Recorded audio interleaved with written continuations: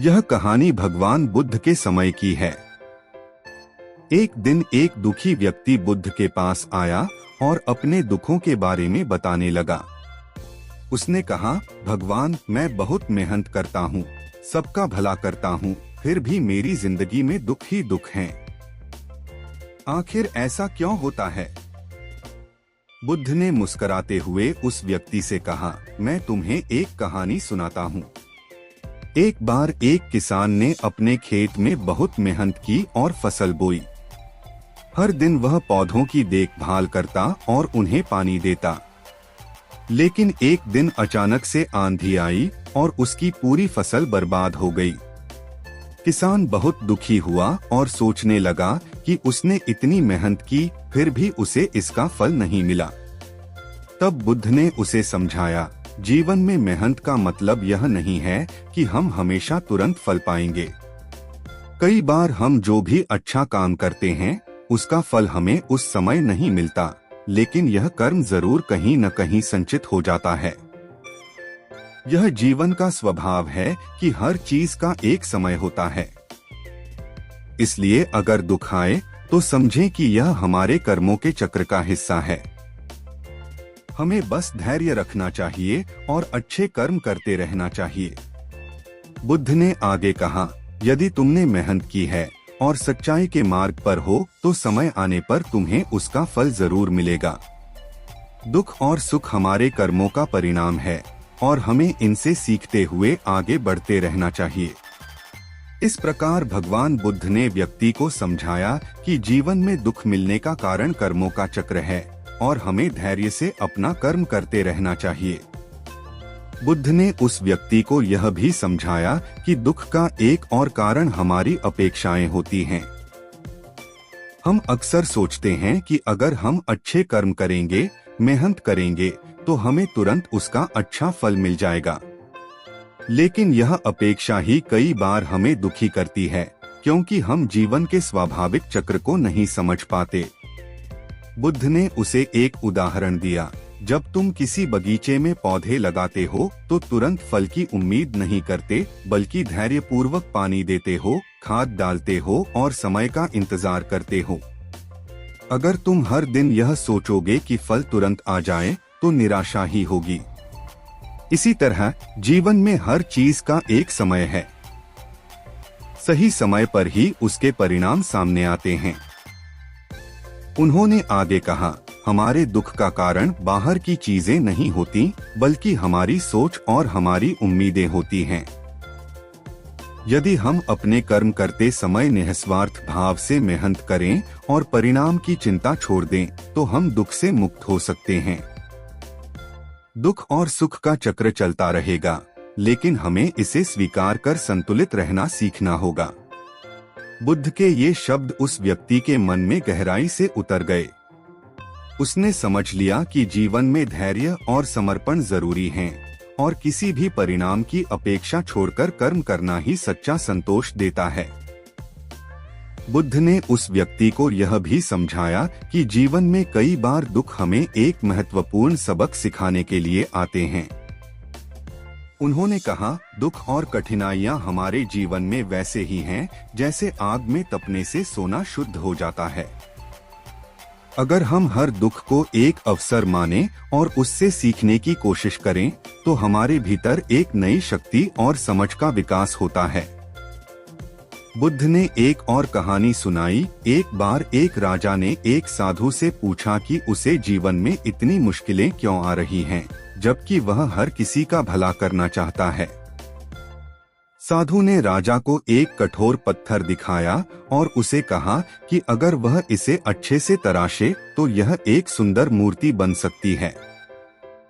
राजा ने कहा कि इसके लिए उसे पत्थर पर चोटें मारनी होंगी और बहुत मेहनत करनी होगी। साधु ने जवाब दिया, ठीक इसी तरह जीवन भी हमें कठिनाइयों से तराशता है, ताकि हम एक सुंदर और मजबूत व्यक्ति बन सकें। बुद्ध ने समझाया कि यदि हम हर दुख और कठिनाई को एक शिक्षा के रूप में स्वीकार करेंगे, तो हमारी सोच बदल जाएगी और हम मजबूत बनेंगे। उन्होंने कहा, जीवन में दुखों का आना स्वाभाविक है, लेकिन इन्हें लेकर शिकायत करना और निराश होना हमारे हाथ में नहीं है। हमें अपने मन को स्थिर और शांत बनाना चाहिए और समझना चाहिए कि हर परिस्थिति कुछ सिखाने आई है। उनके ये शब्द सुनकर उस व्यक्ति के चेहरे पर शांति और संतोष की झलक दिखाई दी। उसे समझ आ गया कि दुख से भागने के बजाय उसे स्वीकार कर उससे सीखकर जीवन में आगे बढ़ना ही सच्चा मार्ग है। बुद्ध ने उस व्यक्ति को एक और गहरी सीख दी। उन्होंने कहा, दुख का एक बड़ा कारण यह भी है कि हम स्वयं को दूसरों से जोड़कर देखते हैं और उनकी अपेक्षाओं या प्रतिक्रियाओं के आधार पर अपने जीवन को मापते हैं। जब हम दूसरों की नजरों में खुद को देखने लगते हैं तो स्वाभाविक रूप से दुख और निराशा हमारे जीवन का हिस्सा बन जाते हैं। बुद्ध ने आगे एक उदाहरण दिया। एक नदी हमेशा बहती रहती है, चाहे कोई उसकी प्रशंसा करे या नहीं। उसे इस बात की परवाह नहीं होती कि लोग उसे सुंदर मानते हैं या नहीं। इसी तरह अगर हम भी अपनी प्रकृति के अनुसार चलें और बाहरी संसार की प्रतिक्रियाओं से मुक्त हो जाएं, तो हमारे दुख कम हो जाएंगे। उन्होंने समझाया कि बाहरी परिस्थितियां और लोग बदलते रहते हैं, लेकिन अगर हम अपने भीतर शांति और संतोष का स्रोत पालें तो किसी भी परिस्थिति में हमें दुख का अनुभव नहीं होगा। उन्होंने कहा, सच्चा आनंद बाहर से नहीं आता, वह आपके भीतर ही है। जब हम स्वयं को समझने और आत्मज्ञान की ओर बढ़ने लगते हैं, तब हमें किसी भी बाहरी चीज की आवश्यकता नहीं होती है। दुख तब आता है जब हम स्वयं के मूल स्वभाव को भूल जाते हैं और बाहर की चीजों में संतोष खोजने लगते हैं। बुद्ध के इन शब्दों ने उस व्यक्ति को और अधिक जागरूक बना दिया। उसने समझा कि सच्ची खुशी और संतोष उसके अपने भीतर है, न कि दूसरों की अपेक्षाओं में। उसने प्रतिज्ञा की कि अब वह अपनी अंदरूनी शक्ति और शांति को खोजेगा और अपने कर्म को बिना किसी अपेक्षा के करेगा।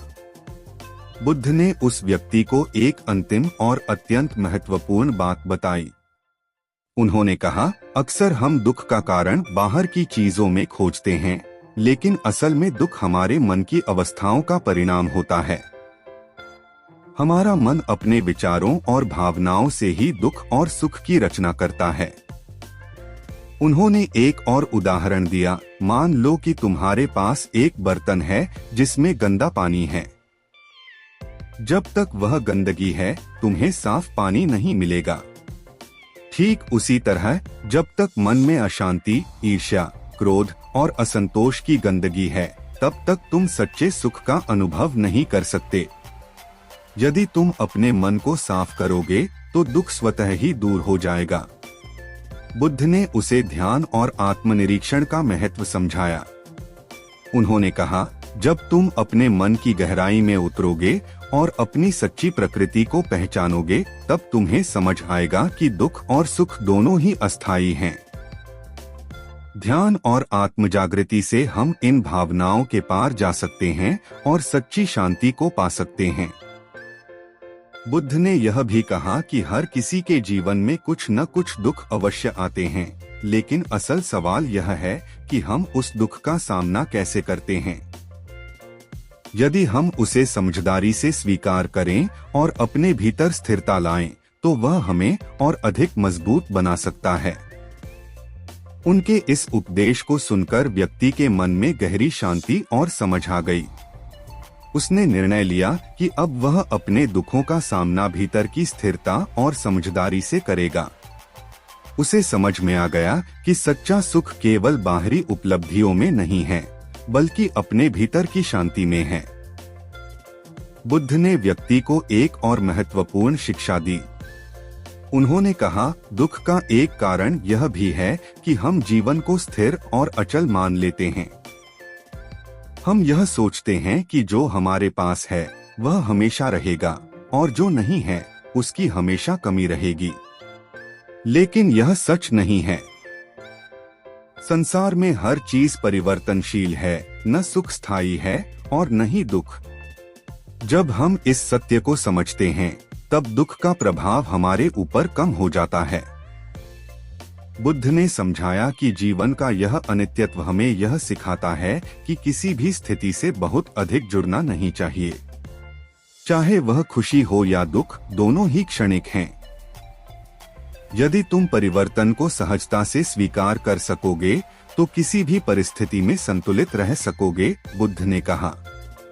इसके बाद बुद्ध ने एक आखिरी बात कही, दुख को पूरी तरह समाप्त करने का रास्ता है निर्वाण, एक ऐसी स्थिति जहां मन हर प्रकार की वासनाओं, इच्छाओं और द्वेष से मुक्त हो जाता है। जब मन इन बंधनों से पूरी तरह मुक्त होता है तो उसे पूर्ण शांति का अनुभव होता है। यही सच्ची मुक्ति है। उन्होंने व्यक्ति को ध्यान और विवेक के मार्ग पर चलने की सलाह दी ताकि वह अपने भीतर की सच्चाई को जान सके और समस्त दुखों से मुक्ति पा सके। इन गहरी बातों ने उस व्यक्ति के मन को पूरी तरह बदल दिया।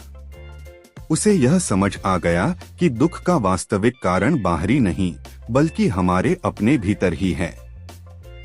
उसने बुद्ध के बताए मार्ग पर चलने का निश्चय किया ताकि वह अपने भीतर की शांति और संतोष को पा सके। बुद्ध ने व्यक्ति को यह भी समझाया कि दूसरों के प्रति करुणा और प्रेम को अपनाने से भी हम अपने दुख को कम कर सकते हैं। उन्होंने कहा, जब हम अपने दुख में उलझे रहते हैं तो वह और बड़ा लगता है, लेकिन जब हम दूसरों के दुख को समझने और उनके लिए कुछ करने की कोशिश करते हैं तो हमारा दुख छोटा महसूस होता है। करुणा हमें दूसरों के साथ जोड़ती है और एक गहरी संतुष्टि प्रदान करती है। बुद्ध ने एक और उदाहरण दिया, मान लो कि तुम्हारे पास एक दीपक है और तुम उससे दूसरों के दीपक भी जलाते हो। इससे तुम्हारा दीपक बुझता नहीं है बल्कि और अधिक प्रकाश फैलता है। इसी तरह जब हम अपने जीवन में दूसरों के लिए करुणा का दीपक जलाते हैं तो हमारा दुख हल्का हो जाता है और हमारे मन में एक नई ऊर्जा का संचार होता है। उन्होंने व्यक्ति को बताया कि आत्म केंद्रित रहकर दुख से निकलना मुश्किल होता है, लेकिन जब हम परोपकार और सेवा का मार्ग अपनाते हैं तो हमें आत्मिक शांति मिलती है। दूसरों की सहायता करना, उनकी परेशानियों को समझना और उनके प्रति सहानुभूति रखना ही सच्चे संतोष का मार्ग है। इसके बाद बुद्ध ने एक महत्वपूर्ण ध्यान की विधि भी सिखाई। उन्होंने कहा, हर दिन कुछ समय के लिए अपने मन को शांत करो और यह सोचो कि यह संसार कितना व्यापक है। हमारे दुख और इच्छाएं उस विशालता के सामने बहुत छोटी हैं। जब तुम इस दृष्टिकोण से अपने दुख को देखोगे तो वह बहुत छोटा लगेगा। इन उपदेशों को सुनने के बाद व्यक्ति का मन पूरी तरह बदल गया। उसने समझ लिया कि दुख का कारण केवल उसकी स्वयं की सीमित सोच थी। उसने बुद्ध के मार्ग पर चलने का निश्चय किया, अपने भीतर करुणा और शांति का दीपक जलाया और दूसरों की सेवा करते हुए सच्ची संतुष्टि पाने का मार्ग अपनाया। बुद्ध ने उस व्यक्ति को एक और गहरी बात समझाई। उन्होंने कहा, हमारे दुखों का एक बड़ा कारण यह भी है कि हम अतीत की घटनाओं और भविष्य की चिंताओं में फंसे रहते हैं। हमारा मन या तो अतीत के पछतावे में खोया होता है या भविष्य की आशंकाओं में उलझा रहता है, जिससे वर्तमान में शांति से जीना कठिन हो जाता है। उन्होंने कहा, जीवन का सच्चा आनंद और शांति केवल वर्तमान क्षण में ही है। यदि तुम अपने मन को इस पल में टिकाना सीख जाओ तो तुम्हें सच्चे सुख और संतोष का अनुभव होगा। बुद्ध ने एक सरल ध्यान अभ्यास सुझाया जिसे उन्होंने साक्षी भाव कहा। उन्होंने बताया, जब तुम्हारे मन में कोई विचार या भावना आए तो बस उसे एक दर्शक के रूप में देखो, उससे जुड़ो मत। जैसे किसी नदी के किनारे बैठकर तुम पानी के बहाव को देखते हो, उसी तरह अपने विचारों और भावनाओं को देखो। धीरे धीरे तुम्हारा मन शांत हो जाएगा और तुम आत्मिक शांति का अनुभव करोगे। इसके बाद बुद्ध ने उस व्यक्ति को क्षमा और स्वीकृति का महत्व भी बताया। उन्होंने कहा, कभी कभी दुख का कारण दूसरों से मिली चोटें भी होती हैं, जिन्हें हम अपने भीतर संजोए रखते हैं। क्षमा करने से हम इन बोझों को छोड़ सकते हैं। क्षमा दूसरों के लिए नहीं, बल्कि हमारे अपने मन की शांति के लिए है। बुद्ध ने एक कहानी सुनाई। एक बार दो भिक्षु नदी पार कर रहे थे। वहां एक महिला भी थी जो पानी में जाने से डर रही थी। एक भिक्षु ने उसकी मदद की और उसे नदी के पार छोड़ दिया। दूसरे भिक्षु ने कुछ समय बाद उससे पूछा, तुमने उसे क्यों उठाया? यह हमारे नियमों के खिलाफ है। पहले भिक्षु ने जवाब दिया, मैंने उसे वहीं छोड़ दिया था, लेकिन तुम अब तक उसे अपने मन में ढो रहे हो। इसी तरह जो बीत गया है उसे जाने देना ही समझदारी है। बुद्ध के इन उपदेशों ने उस व्यक्ति के मन को नई दिशा दी। उसने समझ लिया कि दुख का कारण अक्सर हमारा अपने विचारों, अतीत और भविष्य के साथ अधिक जुड़ जाना होता है। उसने बुद्ध के बताए मार्ग पर चलने का निश्चय किया, वर्तमान में जीने का, क्षमा करने का और अपने विचारों के साक्षी बनकर सच्ची शांति पाने का।